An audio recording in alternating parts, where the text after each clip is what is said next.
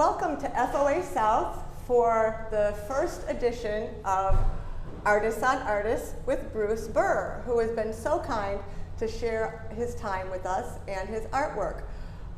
We are at 1006 South Coast Highway.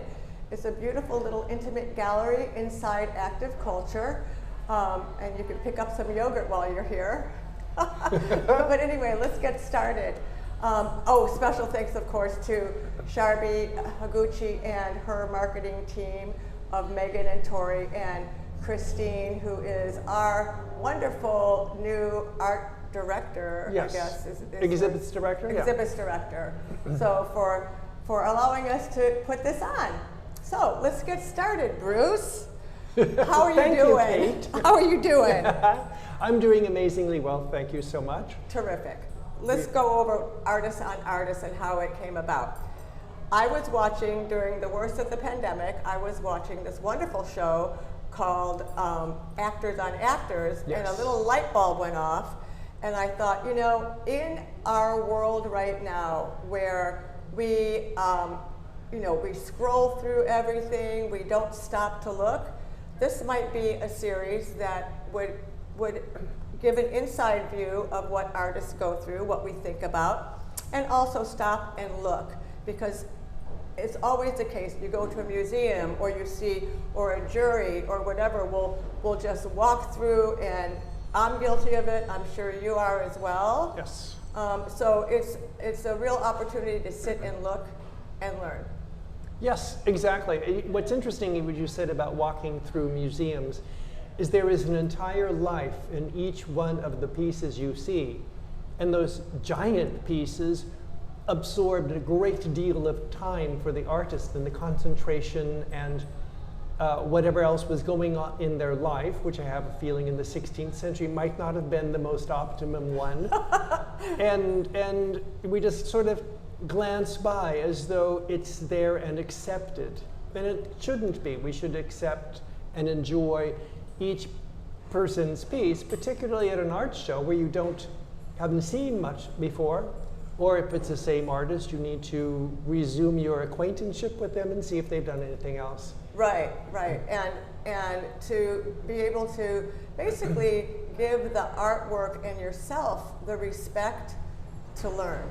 To learn. Yes. Yes, it is taking the time, respect for the art, respect for the artist, and as you said, respect for yourself. Right.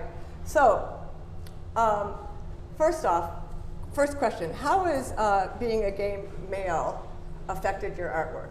Well, as living in my own skin and having been relatively comfortable with it for my entire life, at least knowing who I was, to me it is a normal thing to perch on the periphery of a culture, as the traditional role of gay males in these cultures are the acolytes to civilization. Right. I mean, the Egyptians invented an entire religion involving that.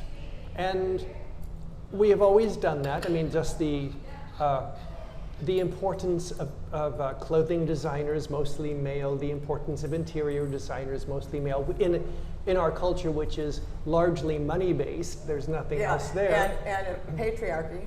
And patriarchy, yeah. Yes. And as a gay male, I understand patriarchy might surprise some people simply because it is used against us on a regular and fairly intimate way. I hear you, brother. Yowza. Yeah. Where did you grow up? I grew up in Rawlins, Wyoming, initially born in Texas, San Antonio. Grew up in Rawlins, Wyoming, and then my parents moved to, and I finished high school in Denver. Okay, so in Wyoming, you've talked before about how it affected you with the wind and everything else. Can you talk a little bit more about that? It's an absolute Zen experience. Endless wind. It's the windiest state in the nation, at least in the wind belt of Wyoming. An average wind speed of 32 miles an hour for the whole year. It blows constantly, and as a child, you want to be running around outside, so no, you spend a lot of time inside, listening to the wind screaming in the screens on the side of the house. And as an only child, so I just closed my door and listen to it as somewhat of a very odd music and the buffling of the wind battering the side of the house. As kind of a almost entertainment friends. And then I went right inside my head, and that's where I have remained. Right. So yeah, I hear you. Yeah, I grew up in right outside of Cleveland, Ohio, right on the lake in Lakewood. Lakewood. And I can remember a time in high school where it was called I forget the name. There was these big high rises that were right on the lake, and we had a slumber party, and we were getting out. The wind was coming through. We were getting out of the car. The wind was coming through so strong, and it had the sidewalk had iced over. And here we have our sleeping bags, which turned into parachutes, and we're literally laughing our heads off, like just like this, like paratroopers trying to get into the door. So well, the gusts up Lake Erie must have been hideous, blended with the frozen ice bearing in your face. Yes, exactly. You know, there's a work that was bought recently this summer and was called "What Fresh Hell Is This?" Yes. And that was from Marie Stone, who writes for the Stew News. She's a great writer, and Jeff Rovner, who they're a married couple, who is on the board at the Festival of Arts. And they, Marie said that she named her, this is a different one, but it's the same character, named her Dorothy. You become Dorothy Parker character, Right. originating the beautiful phrase, yes, Right. all praise Dorothy. Yes, praise Dorothy. Thank you, Dorothy. And in that piece, was in front of her was a glass of milk, like, oh, what fresh hell is this, that you're giving me that after I've had a night out? And she said that she started talking to Dorothy, and Dorothy started talking back to her because it was, they have it next to their cappuccino machine, hanging. And so in the morning she'd come down and Dorothy would be like, woof, make me one.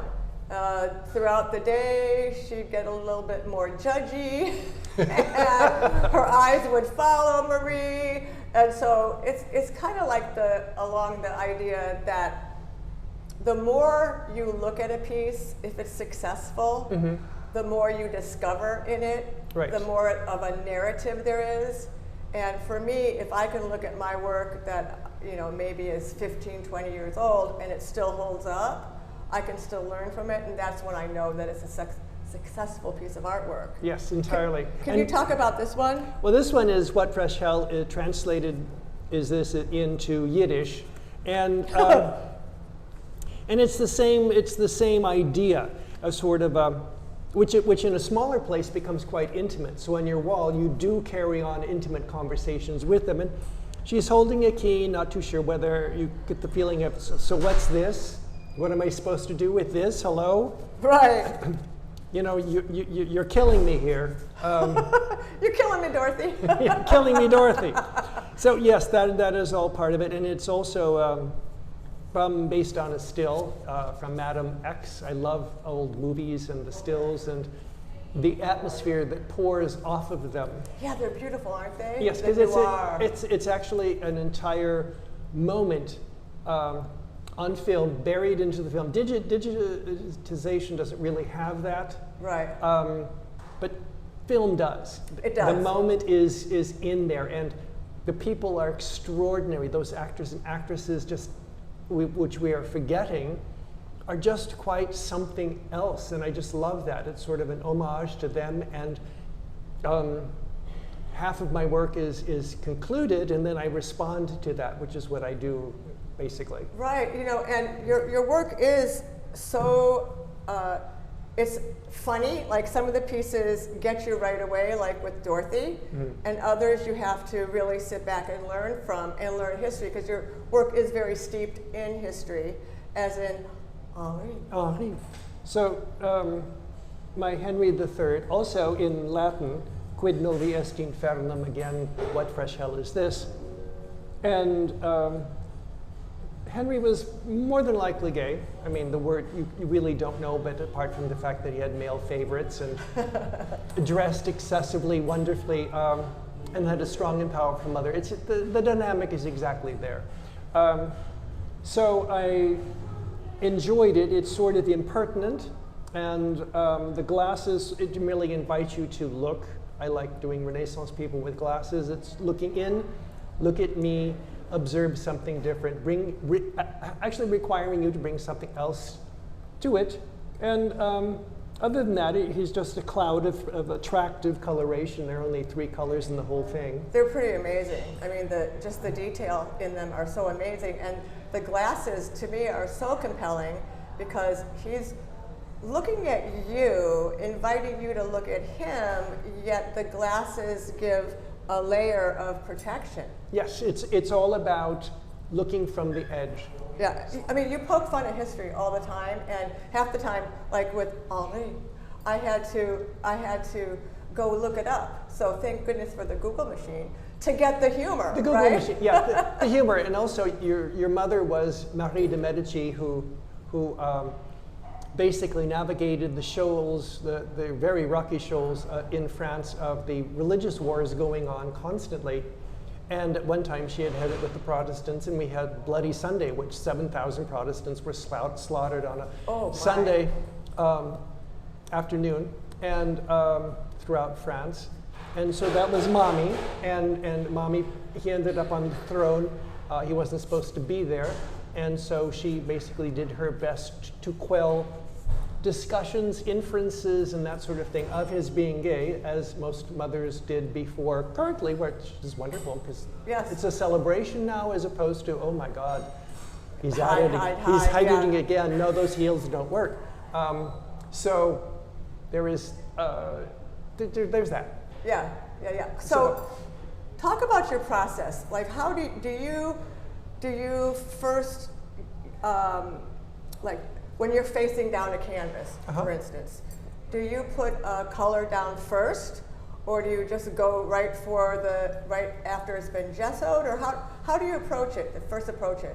I've learned with the painting. I'm a self-taught painter, right? And which is amazing. Look at that.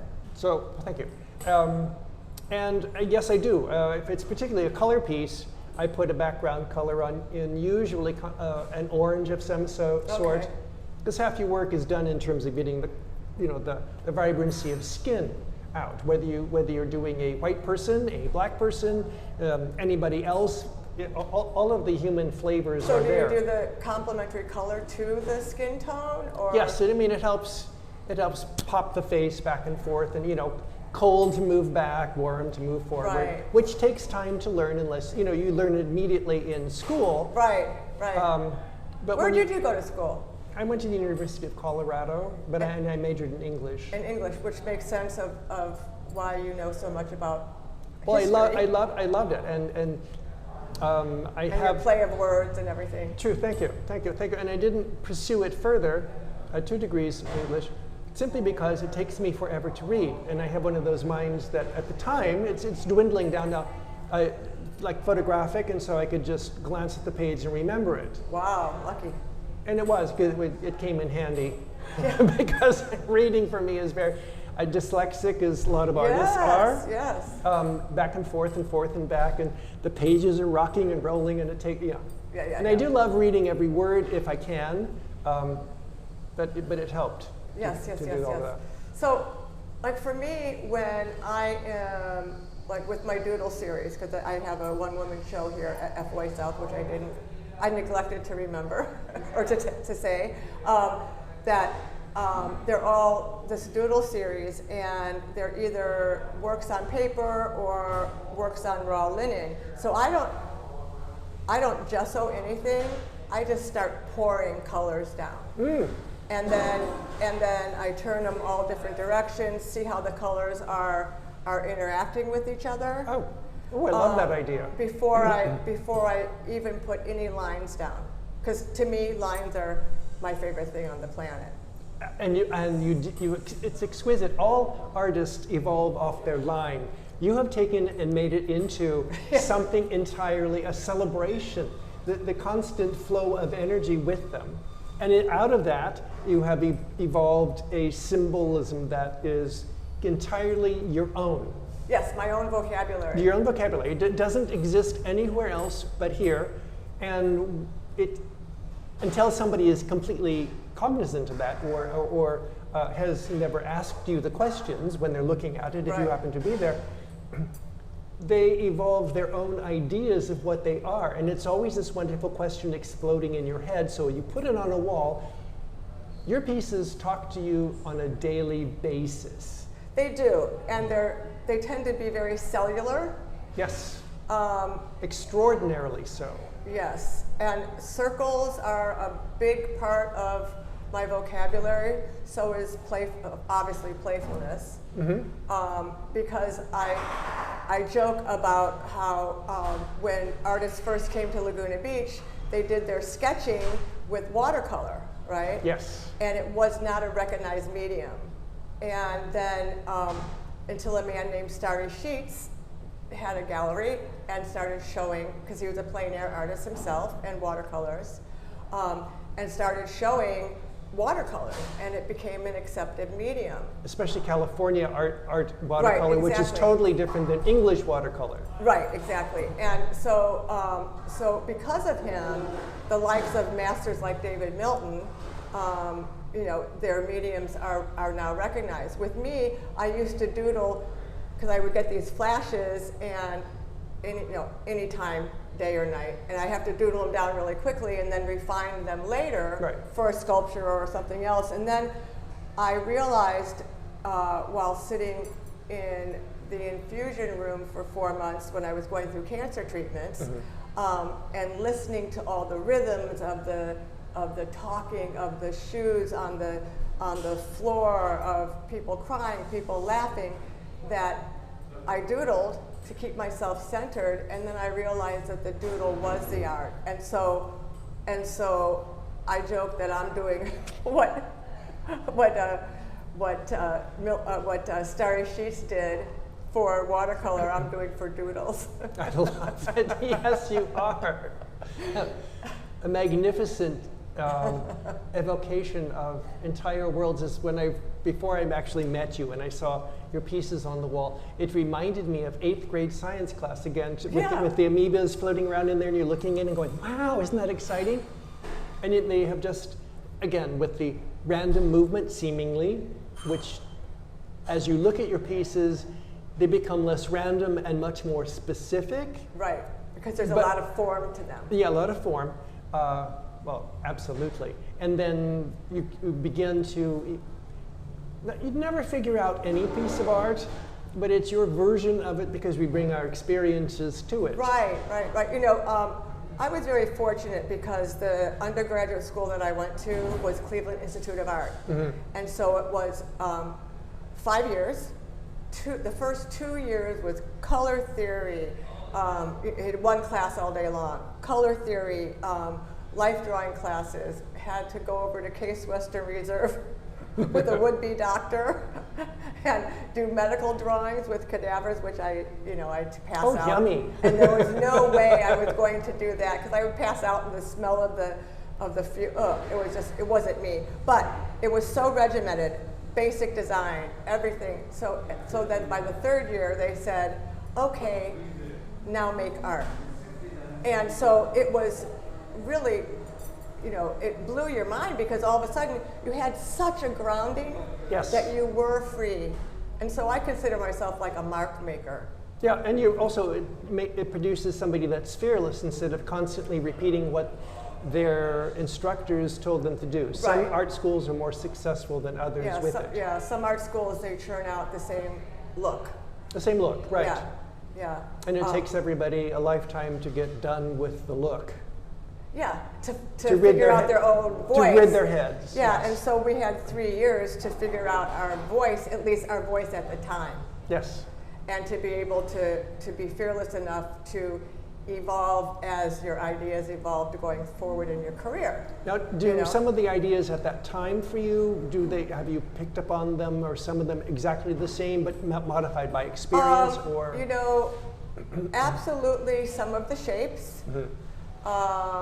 Absolutely some of the vocabulary, like the circles have always been part of it, and it's like way too long of a story to go on here. Totally got it. But yes, but definitely it's more the fearlessness, but I can tell you that sometimes I will see someone that went to Cleveland Institute of Art, and I'll recognize like maybe that it came from that school, because we used to fight over whose mark that was. It was pretty funny, you know, because, you know, we all do, we don't make art in a tunnel, in a bubble, so we are influenced by other artists. By other artists and other things. Even when you don't think you're being influenced, you are being rapidly influenced just by that exclusion.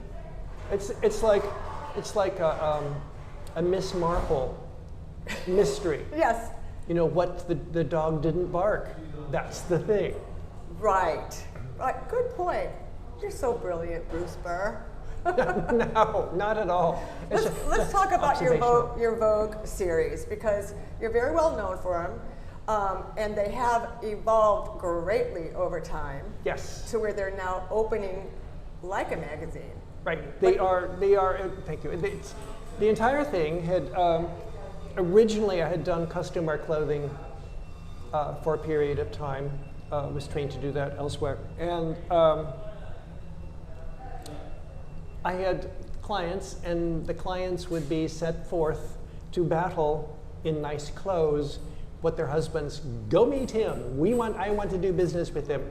And so they would go, and then we would compare notes later, not necessarily that week, but ask how things went.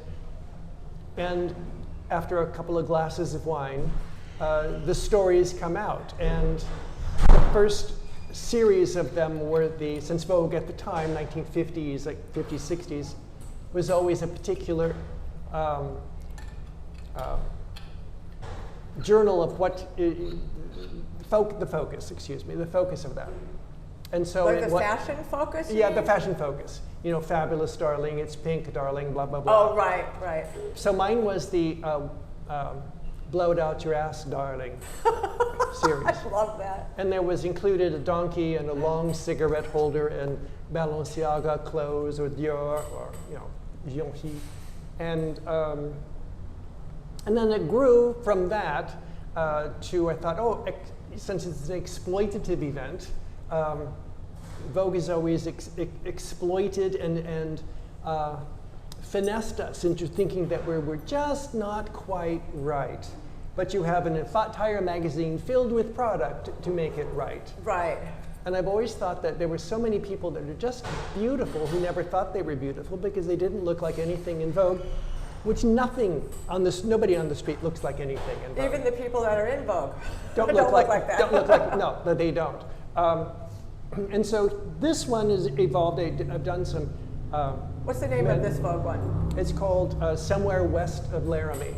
So, in part doing the whole history thing, somewhere west of Laramie. Laramie was taken from the Indians. And the first wranglers in Wyoming were all black and Hispanic, mostly black. Freed slaves came, they could do anything, they had the ability to do anything, they could think about anything and be on top of it. And so they are the original bucking Broncos. Oh. And they don't get a lot of play. Almost no photographs are taken because, of course, only white people took photographs of white people. Exactly. So that is an intimation here of the somewhere west of Laramie, west being not quite off. And so we have the pretty boy, the exploitation of the Vogue, and then also the fact that Vogue really doesn't do anything, sort of this semi-very, very, very soft porn with the guy in the denim, and even though they might include somebody with denim on it now, they still don't. So it's right. It's kind of, again, like you poke fun at history, you're kind of poking fun at Vogue.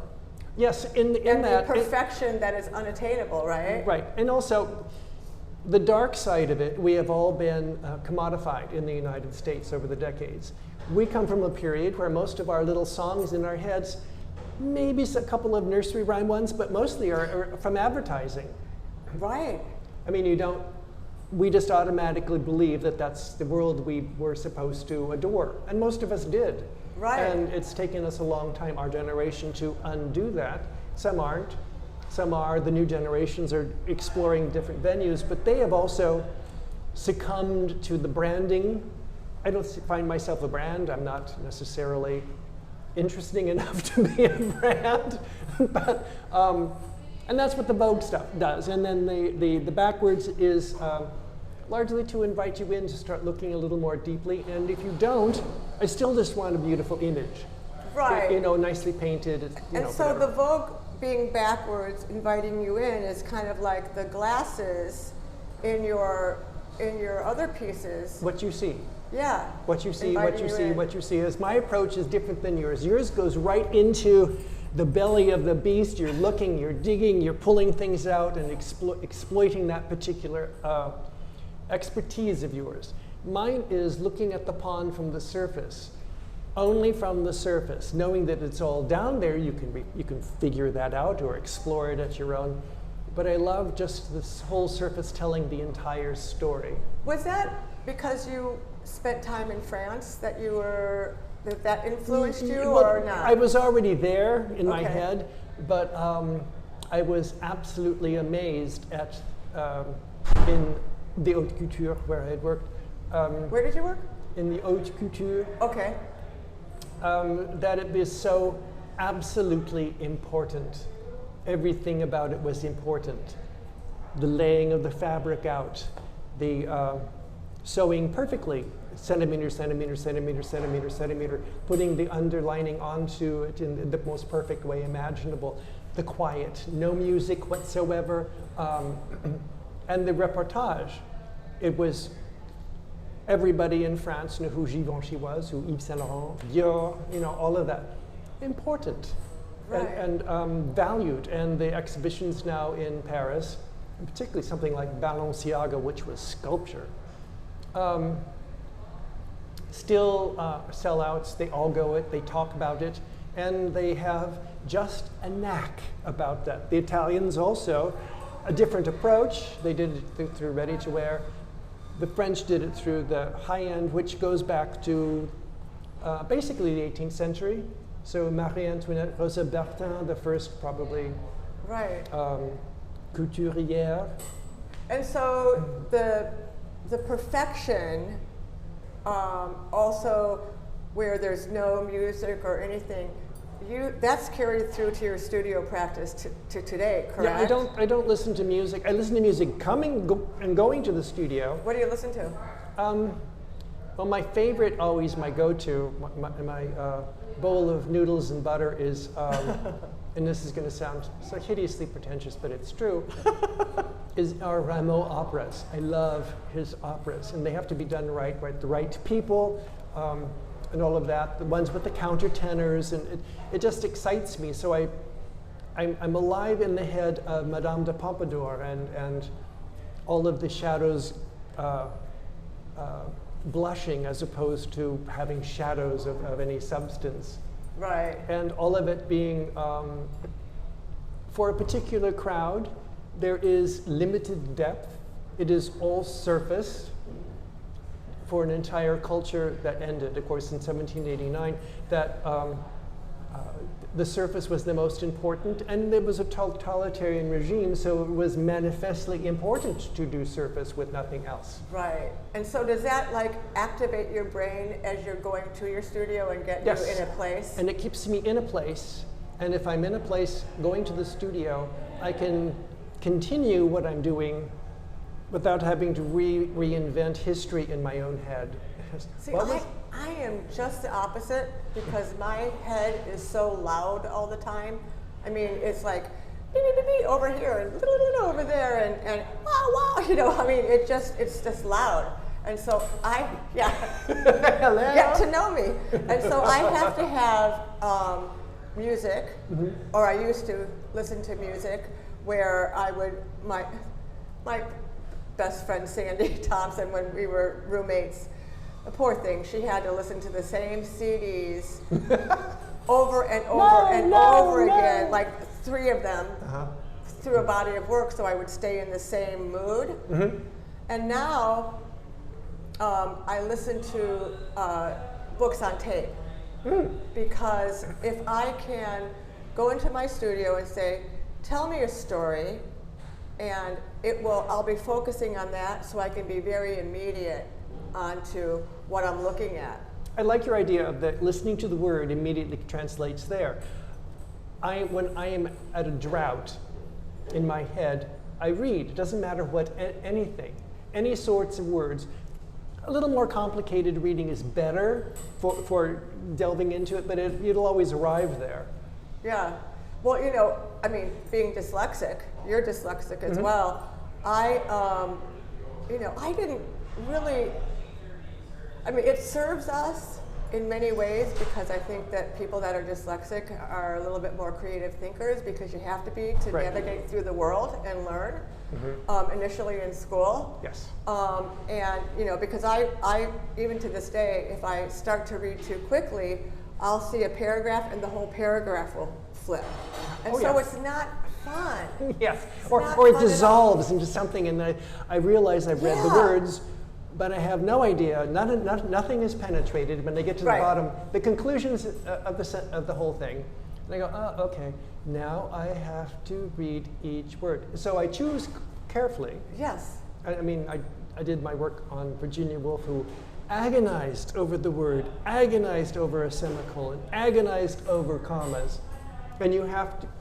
Little books, nothing large like the remembrance of things past. You know, a sentence that goes on for 5 pages, all of it's stunning, and you have to. I have to reread and reread. I'm always fascinated that people can just read a book in an evening. I couldn't do that if you put a gun to my head. I mean, I could go through the motions, of course. Yeah, I would look like I would, but the test would be a miserable failure afterwards. This is not. You will not be tested afterwards. Okay, cool. Okay, wow, this is really fascinating. Yeah, when I'm listening, I can absorb a lot because that's how I had to go through school, was listening to absorb. Visually and listening skills were big. And to this day, I love a great run-on sentence that we've talked about before. Yes. But I also love just how words are put together. And I will sometimes be listening and a sentence will pop out when I'm listening in my studio. I'll put everything down and I'll be like clapping by myself in my studio. Yay, that was really great. Oh, because it's such a delicious experience. Talk to the author. Yes. Oh my God, yes. Yes. For you, which comes? This is like a chicken or the egg question. For you, which comes first, title or the title first or last?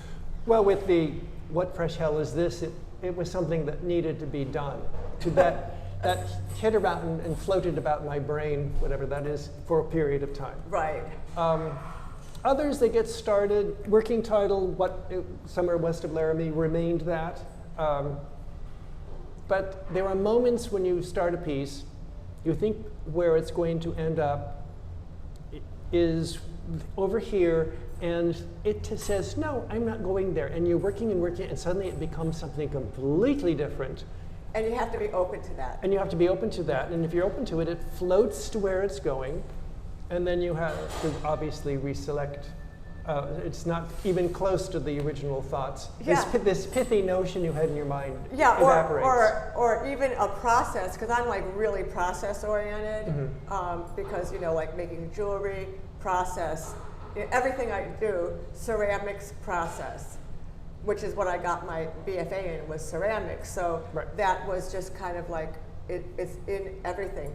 A minor in printmaking, process, right? And so you love process, and here this process exploded. Thank you. That's funny. That's so funny.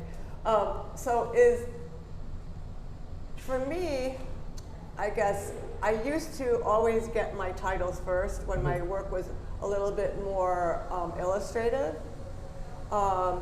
and it would come to me first, and then I would create the piece. However, sometimes, like you said, it would completely change. So of course the title would change, but even in the process, that process isn't working, but it might work in the future. So I put it in a little shelf, like a little drawer in my mind. So I have all these little drawers, which maybe is why my head is so loud all the time. I don't know. Could be. But then you can pick them out whenever you need them, and you don't have to be afraid to make ugly.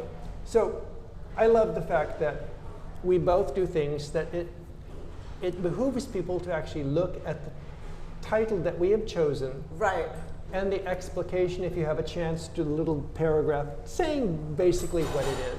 Right. Mine is always something humorous and involving sex or death or something of that nature. Frequently both. And yours, like this one, is hello, hi, hello. Hi, hello. Hello. Yes. It's fabulous. Tell me a little bit about how, because you're Okay, when I was, okay, this is going to sound really weird, but when I was going through cancer treatments is when I went way into my essence. And so your essence is a little girl, for me it was a little girl.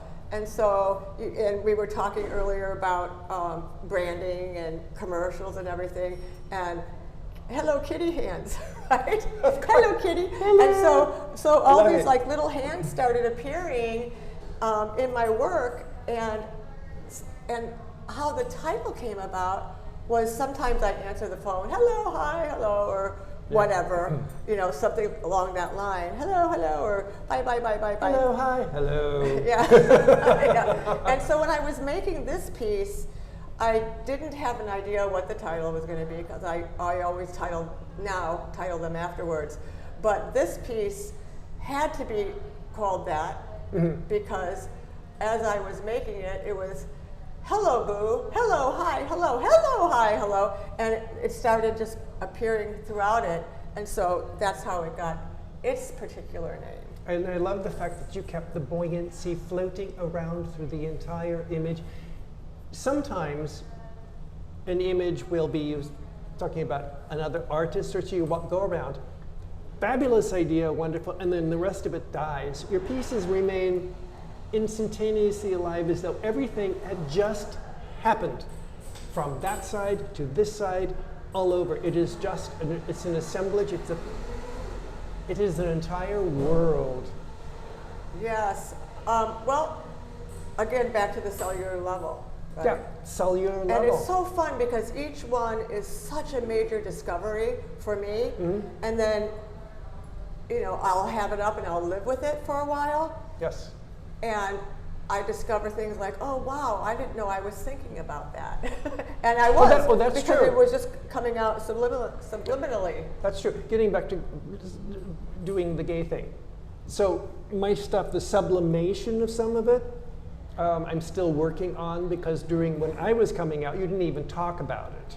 Right. You know, that my tormentors in high school basically made sure that they knew what I was. And I always found that fascinating later on, because I knew what they were too. Yeah. So it was, it remains part of that whole dialogue. And I love it that young guys right now haven't gone through that. And as a result, they're 2 steps, I wouldn't say ahead, but it's a different walk, totally. Right, because there's no shame in it. There's no shame, and there is no ramifications, particularly with your friends. When I went through the whole thing, well, do I really tell them that I'm gay? Of course, they all knew I was. And it's a dialogue that would take occasionally forever. Now it doesn't matter, but because I'm old and don't care. But then it was a serious deal, the coming out with your parents and all the rest of that. I mean, that's still an important aspect of things, but so much less than today. Yeah. Because it's our world is because our world is getting so much smaller, and I think that kids today are much more willing to be inclusive. They're inclusive and wonderful, so you don't have to have somebody who includes sublimation as part of their themes in art. Right. That's eliminated because there's no need, and the result is something that is so ultimately exciting and life-enhancing from the start. Did you always know that you were going to be an artist? Yes. At what age? My father was an artist, and I mean, not full-time, he worked for the government, so it was kind of like a weekend artist. And And he was actually very good watercolorist. Okay. But more in an English tradition, but still very cool stuff. And I always wanted to go next door and color in real coloring books that you purchase. I was told I was going to draw my own, because I could draw, and always did draw. And from the second I could actually hold a pencil or crayons, You knew. That's what I did. Yeah. I mean, I remember a couple of early drawings. This have to be 1954, because we were living at the time in Lander before we moved to Rawlins, Wyoming. Right. And I did a Pontiac. It was new for 55, but introduced in October. And I looked that up because I was trying to date it in my head when I did this, and it was in perspective. I mean, my father showed me how to do perspective, Right. and I did perspective. So that was, Right. I mean, it wasn't, you know, oh my God, it's ad agency worthy right now, but it's a 4-year-old doing it. But it was still perspective. I knew exactly what was going. You knew that that's what you had to do. You know. Yeah, same with me. My earliest memory was that I was already an artist, right? Right. Earliest memory. And my mother was really great, again, support, like your father, because no coloring books, could not have coloring books. Yes. And my father played a role because he made me sit at the dinner table until I ate my vegetables, which I refused to eat because all I wanted was peanut butter and jelly. That's it. Just like I would beg my mother, please don't give me that lobster or steak or whatever, and everyone else in the family's like, Yeah. And I'm trying to hide things, creative ways of like putting it in the milk or under the plate, like no one's going to see it. So I had to sit at the dinner table until I ate my greens. And my mother didn't want to lie. My father would go to bed very early. So my mother didn't want to lie to him. Yeah, she stayed at the dinner table. And so she would bring down from her studio these really beautiful papers for pastel. She was a pastel artist. She was a portrait artist. And these wonderfully, very pigmentized pastels. I mean, they were amazing. Like, you would look at her work close up, and it would look like an explosion of color, and you get back, and it would be a realist portrait. And she painted from the people. She didn't use photographs. They came to her studio and posed. And so I would sit under her easel and watching them watch her work. It was pretty interesting. But anyway, I got addicted to really good art supplies. So I knew. And plus I would draw on walls a lot, and that wasn't accepted. And then I decided I would be a mixed media artist and started carving into furniture. And that really wasn't accepted. So then I started. The career was short. Yeah, that career was short, particularly when I tried to blame it on my sister by carving her name into it, but being dyslexic, I misspelled her name. Nice. So I was busted right away. Of course. Yeah. Ruth, H-T-U-R, perhaps. Yeah, exactly. How do you know when a piece is finished? Literally, you know, that's the funniest thing. When you're starting out, I think all artists have this at times. You're looking at it, and there's just something not done there, there's not something there that you want. And you keep it in your head that it's still going on. You know, the piece is finished because you can't add anything more to it. Yeah. You look at it, there's nothing more. Or take anything away. Or you put it aside for a week, you come back to it, still nothing. And of course, the mere response is you got to do something else, and maybe you're asking the wrong question. Maybe you're trying to get the wrong thing out of there. And I do know that I think all of us have experienced, if you try to force it through, oh yeah, you end up spending the next 3 weeks trying to undo it. Right. Or just like, see ya. Yeah, You're or done. throw it, or it gets painted over. Yeah, we learned the when I was in art school it was ceramics. We learned a hard, but it ended up to be a fun way of that your work is not precious, because if it is precious, you're not going to grow. And so the first semester of ceramics, we had our critique, and the instructor said, what's your favorite piece? And you pointed it out, and you picked it up and let it crash on the floor, and everyone was, oh no. But the lesson was, throw it out, because if you think that's your best, you're not going to get to better than best. Right. Right? And you're not going to get to your next best. That's right. And so we would have, in the ceramic studios, we had these really long hallways, and at the end of the semester, after the critique, we would set our work up and and go bowling. And we would bowl down our work. And it was a really refreshing way to learn that lesson. You know, that nothing is precious, you can't be afraid to make ugly, you know. True. Yes. So, yeah. Is living with your work important to you? Yes. Yes. I'm currently sharing a studio, and there's not a lot of wall space. Right. And so I rotate things around because it's important to see where things are. I mean, I've moved beyond him now. I mean, he's wonderful as is, but I wouldn't be doing another one as him.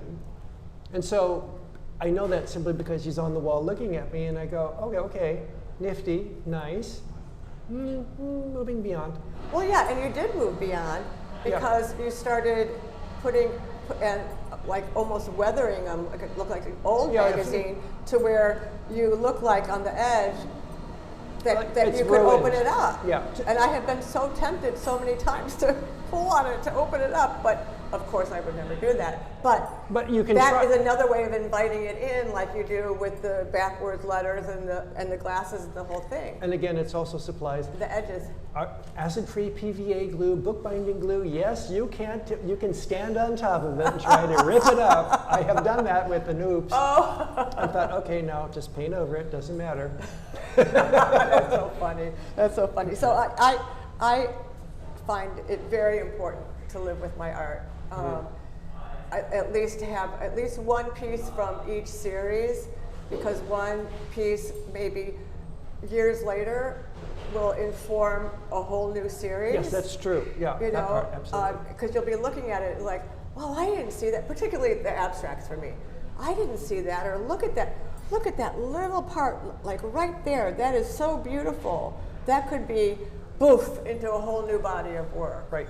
Right. And so it's very important for me, and I, you know, like my favorite artist, Alexander Calder, had the Calder Circus. Yes. And he would travel a lot with his wife, and they would say maybe have 5 suitcases.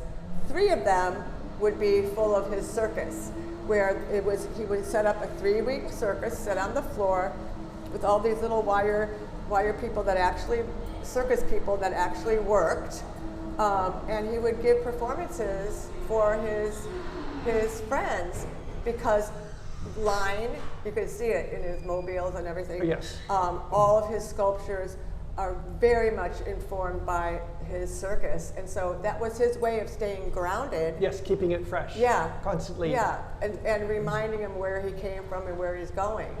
Yes. Yeah. Who's your favorite artist? Caravaggio. Why? I like it because it's clearly gay, filled with an amazing amount of sex and death, all of it repressed because of his major patron were the church. The church, and the amazing princes of the church who apparently had very interesting appetites for these things. But I also love the fact that the initial ones betray all of the original messes that you get into. The stacks of people together, all of it, there's no way that they could all be there. There's no space for them. Right. And then it moves into, oh my God, isn't this fabulous? But then again, keeping everything dark allows the sculptural aspects to be even more pronounced. And then as he moves through an extremely tiresome mess of a life that none of us want, or even aspire to, it becomes less and less and less pristine and perfect. And eventually, in the latter pieces, which are just stunning, you can literally see the canvas at times where it's just raw canvas under there with a couple of wisps of paint over the surface. Right. as he was running away from somebody, or Right. I think that, that as artists, because we are so in touch with our essence, we have to be, if we're good. We have to be in touch with our essence, and so you're working out your stresses in life, or you're working out childhood experiences in life, Right. or like you had mentioned being bullied before in school. And Caravaggio that was not the case. He always had issues with probably street stabbings and slashes. I mean, a late Renaissance bad boy, early Baroque bad boy. That's funny. So for you, do you like commissions, yes or no? Oh, I do, with one proviso. You stay the hell away from me when I'm doing it, because what you're asking for is what I do. Right. You like that, and I've only had one non-successful commission where I learned that too much input produces something that is very nice, but not exactly what I want, or what the commissioning... Or what they think they want. Or what they think they want. Yeah, that's the other thing you have to keep with the commission, what they think they want out of your head, because there are usually guidelines, which are always wonderful. Right. I love guidelines. It's kind of fun to play with them. And then, because what they think they want, because they're not operating artists usually, Right. what they think was totally different, and it's up to us to provide what they think they want, except differently. And for me, that came out of clothing. Okay, that makes sense. Somebody would come in and they would want a dress made that they cannot find anywhere. This is in the 80s. And I thought, okay. And usually it was an unholy concatenation that wouldn't look good on them even if it were perfectly fit. And so it was my goal and my job to take the essence of what they're talking about. Right. And listen closely to what they're saying, and then produce that. And almost direct them. You direct it, Yeah. without holding hands, without belittling, without anything else. Right. Because they're going to wear it. It is their outfit. They're plunging into the world in it. And it was important that it was completely right, and they were absolutely comfortable with it. Does it stress you out sometimes? Or initially, yeah. and like you really hope they love it? Well, I'd always make muslins for that sort of thing. And a lot of the time required a degree of salesmanship or display. Right. What you want is this. Now, does this look good on you, or does this look good on you? But your shapes, or and the shapes And they would that always I go made. that, well, I like that, but I want what we were talking. And then immediately you got them, and not just to commit. It had to have you being committed also to what they want. Right. And it's a very fine line so that it comes out correctly. But largely with art, it's a little more defined, because you already have something that is completed, or they know your work and they like that aspect. Yeah. I get more and more comfortable with commissions, particularly with jewelry, because they're like, and they'll help me design a whole new piece for what they want. But I had years and years and years ago, I think it was my first year in the Festival of Arts, and I was painting on tar paper. Of course, as one does. Why not? Because it made the most beautiful velvety lines when you scratch through the gesso and put the oil down on it, and it would, these velvety lines because of the chemical reaction. But they were these big collages, and a woman came to me and she said, I want a few pieces for my bedroom. And I said, okay, what colors don't you like? And she said, oh, I'll give you my colors. And they were all shades of taupe. And so spicy taupe, happy taupe. So try to make taupe and have an interesting composition and a play between okay, so I do one, and she says, that doesn't look like your work. I'm like, it's not, it's yours. So please, so I had to do that to basically then say again, what colors don't you like? Right. That, you know, and so everything worked out. But it was a good lesson for her, and it was a good lesson for me.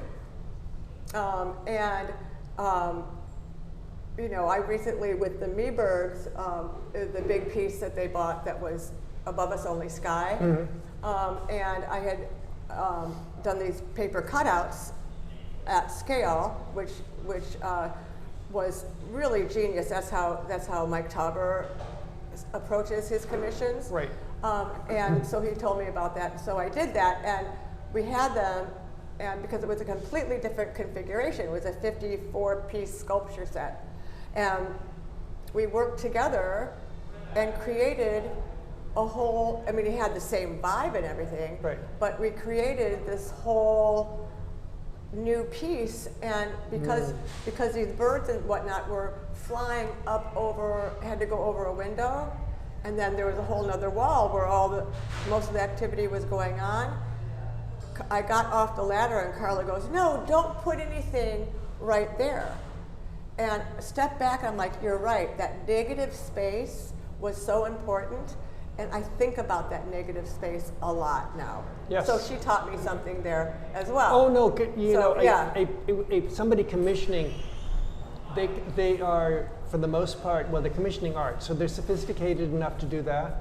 Right. And they know, and they have their own ideas and observations, which we're learning constantly about that. The Right. observation is, oh, I didn't even think about that. Right. You know, because. So, to kind of sort of, in a way, close things out, tell us something that we don't know about you. Well, let's see. Things that people do know about me, I'm not really interesting, but I'm dull. But I think you said something before about food. Yeah, I'm not you know, I'm not all that excited about food. And even, I'm one of those people that can go for an entire day and not eating, and I'd eat a thing and not really notice, and then I know that I need to do something. And I understand that when you're with people, there's nice stuff and glorious and fabulous restaurants and all of that. And you appreciate it. And I appreciate it, but I almost feel like saying, no, take somebody else. They will really enjoy this experience. Because it's just really not interesting. I do the same. I forget to eat, particularly if I'm really focused on a piece. I'll forget to eat.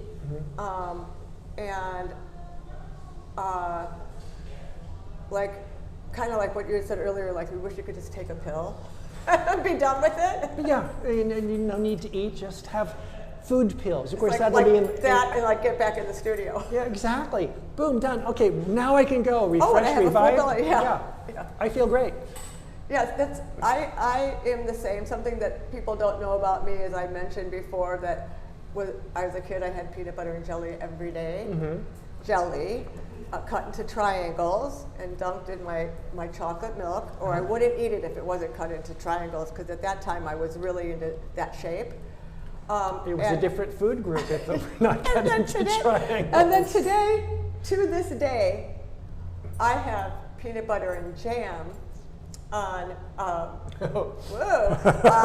an a English complete muffin. evolution. Yes. Oh. Yeah. I've turned into a connoisseur, or you could say I am now a foodie. Oh, and the jam pot is a $75 pot. Yeah, oh yeah, the good stuff. Oh yeah, the good raspberry. Moved by hands of people. Oh gosh, let's kiss this cherry before we. Yeah. Yes. So that's what some you don't know about me. Where can we find you? I have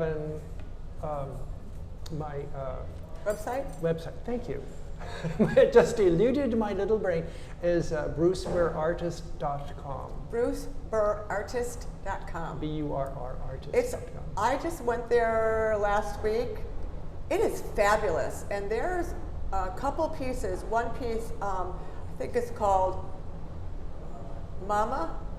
That was also from a commission. They wanted, it was illustrate 13 ways of looking at a blackbird. Oh, because it did have the blackbird in there. Right, so they all have blackbirds. And they,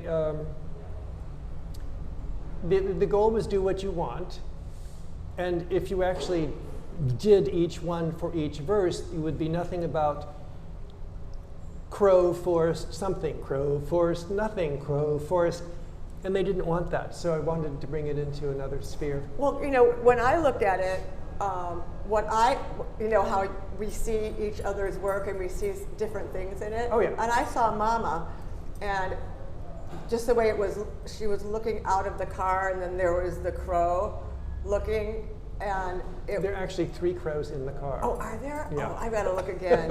I was on my phone, so I have to look again, because that's a wonderful piece. And I saw shades of where you grew up. Yeah, Wyoming is. Yeah. Wyoming tracks me down when I It do. comes in. Yeah, when I was doing. And the one where there's a road. Mm-hmm. No, yeah. What was that about? See, I'm getting people now to go to bruceburrartist.com, because there's even more fabulous work there than just as on view here. Was it with the car looking through the windshield in the road, or? It's an empty road. It looks like someone has just torn through this road. Oh, with the, let's see, could be one of I like road imagery, so Yeah. Well, anyway, it's sorry. wonderful. But I saw shades of your childhood. Oh, it always, there. when I was doing architecturals, which I love doing architecturals, they just take, and again, I would cut out and just put in the plexi for the windows, and include so the viewer could look at themselves and see within it. They just took way too much time, too long to do. It's Wyoming. It's all Wyoming, constantly Wyoming. It was my childhood, and there was like a loneliness to it, to that one piece that I picked up. Yeah, and most of them there are. Yeah. I mean, the people are new to me, doing people. Yeah. There was always people never existed in any of them. In the titles, yes, maybe. Right. Lots of crows. Love crows. Crows are fabulous. Me too. I did a Magpie Sculpture that I'm not letting go. I know, it's a fabulous piece. I love that piece. Oh, awesome piece. Anyway, in fact, that's how we met. Yes. You came up to me and you went, "This is so fabulous." I'm like, "I love you." I couldn't get over it. I just wanted to run it out. Of course, it's probably fairly heavy. Yeah, because it was colored concrete. Yeah. Yeah, potentially. Not a smash and grab. Yeah, definitely not. Definitely not. You can find me at www.katecohenart.com. Oh, sweet. And I have a lot of older pieces up. I haven't put new pieces up in a while, because one-man band, and you just want to make stuff. You want to make stuff and not be messing with it. Everything is a little deleted. I had a ton of things on there, and I thought, no, it has to be less. Yeah. When I'm showing at the festival before, just to make sure that I could be selling on a daily basis, what somebody was waiting for, purchasing one of the more involved pieces. Right. I did little 4x4 goats. Oh yes, I remember like those. Little goat portraits. Very sweet, very cute. But they were so edgy. They were edgy goats. Yeah, edgy goats. Goats are very edgy. To me, they look like little furry, fabulous, warm, loving space aliens with tails. I love it. Anyway. Okay, so to wrap things up, okay. Is there anything else that you would like to say? No, I mean, I think we've covered almost everything, apart from for everybody when they go to an art event to spend time with the artists. And look. And if the artist is there, to ask them. Some artists just want to sell and go, and you're annoying them. Most artists love a conversation. Yes. And even if your conversation... It's recognition. Yes, and even if your conversation begins with, I don't know anything about art, or how long does it take?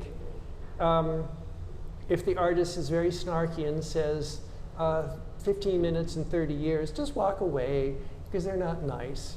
Yeah. But if the artist understands that it's a way of getting into the next step, because most people don't know how to talk about art. Yeah, I'm glad that you said that, because last weekend, because I'm doing the Winter Fantasy at the Sawdust Festival and showing mixed media, but also a lot of jewelry, because it's basically a gift show. Right. There was a woman, so I had pinch pots and some 2D work, some birds, and then a whole bunch of jewelry. And she came up to me, she's probably, I don't know, late 20s, maybe early 30s, I can't tell anymore. Age. Oh my God. But anyway. A child walked through. Yeah, a child of 42 walked through. Yes. Yeah. But anyway, she said to me, I don't know anything about art, but you have a lot of lines in it. And I looked at her and I said, thank you so much for recognizing that. And then we had the best talk. She walked away like, I do know something about art. Because she did, because she took the time to look. Everybody knows something about it if you just look at it. You may not necessarily know how to discuss it, and that's me at the festival or any time when talking about art. Right. Is let somebody leave with a sense of, oh, okay. Discovery. It's a discovery. It may not necessarily be my pieces, which are very, very focused. It can be somebody else's piece, going and looking at a plein air piece. Right. They will no longer look at it as just a tree and a cloud and that. They're going to actually analyze it for, let's look at how the colors interact. Exactly. Yeah. And under somebody, a talented artist's hand, you can really see that. Right, right. Very much so. Helping people see, which is kind of like what this program, Artists on Artists, is about. Yes. Is to help people see your work, my work. It'll eventually evolve into other things. Yes. Yet to be discovered. Yes, to be discovered. Yes. So we're going to end it there. Thank you once again for the Festival of Arts and the powers that be that are promoting this. And this coming Thursday at 6-ish, we'll be with Caitlin Evans, and that'll be very fun as well. And moi with her down here at foaSOUTH, and hope to see you there. This will be online. Hopefully the audio will be very good and we can promote it in case, and if not, we're coming back for more because we're like a dog with a bone on this. And Caitlin Evans is all about layering and interest, and it's just beautiful. And repetition. And the repetition. Yes, yes, yes, yes. Well, thank you, Bruce, my friend. Okay. It's been a pleasure. It's been a pleasure. So look forward for more Bruce and Kate show, Kate and Bruce show. Yay! Thank you. Thank you.